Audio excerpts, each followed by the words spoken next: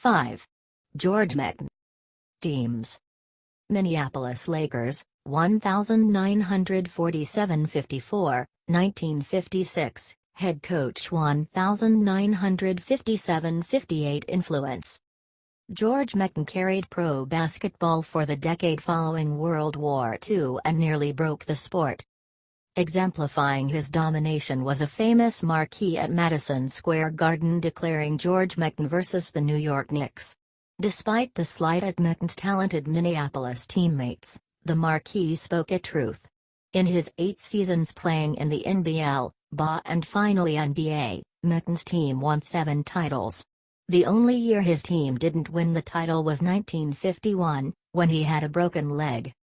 His domination of the paint with ambidextrous hook shots caused the NBA to widen the lane and adopt the shot clock as teams would too often stall, preventing the superstar from getting a shot.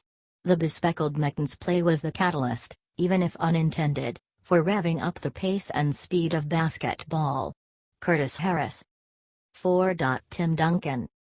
Teams: San Antonio Spurs, 1997-2016.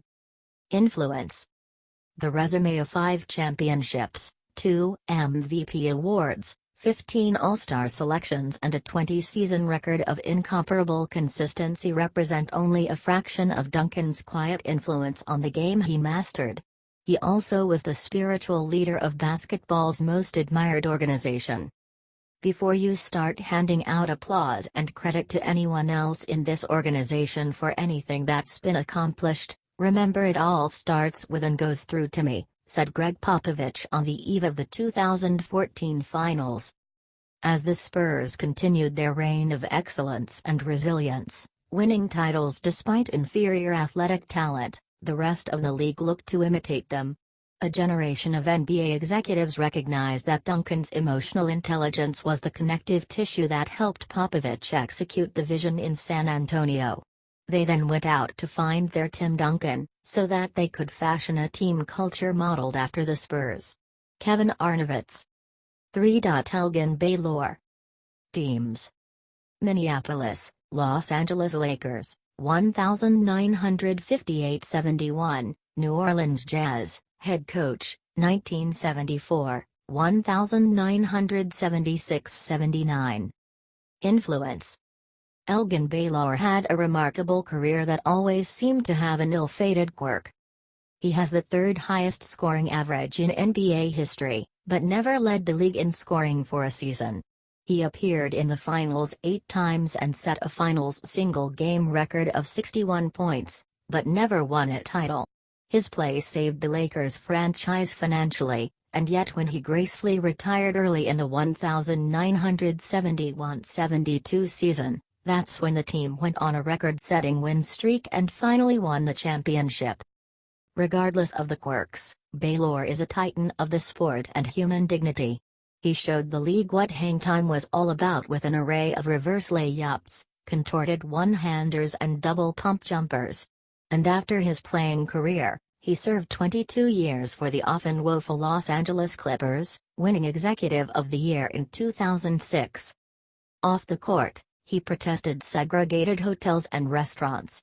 During the 1964 All-Star Game strike, Tom Heinsohn recalled that Lakers owner Bob Short yelled at someone, "You go tell Elgin Baylor that if he doesn't get his ass out here fast, I'm done with him." Baylor's reply summed up his determination to see the strike and labor movement through. "Tell Bob Short to go, expletive, himself."